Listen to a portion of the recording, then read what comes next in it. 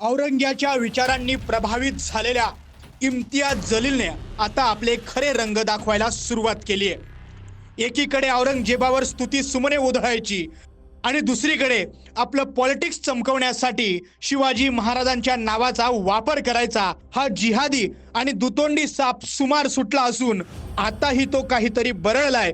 पण त्याला सत्याची अद्दल घडवण्यासाठी आम्ही या व्हिडिओचा प्रपंच करत आहोत। देखिए, शनिवार वाड़ा का इतिहास जो है वो पेशवाओं से और छत्रपति शिवाजी महाराज से जुड़ा हुआ है। अगर छत्रपति शिवाजी महाराज को मुसलमानों से बैर नहीं था तो ये चिंदी चौर कौन तैयार हो गए हैं। जलील, अगदी खरं बोललास।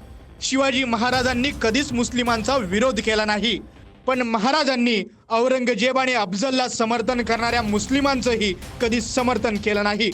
तुझ्यासारखे शंड इस्लामी आज कोणत्याही मंचावर एकत्र आले की औरंगजेबाचे गोडवे गाऊ लागतात। तुझ्या उक्ती आणि कृतीत खोट आहे जलील, आणि आम्ही ही खोट चांगलीच ओळखतो।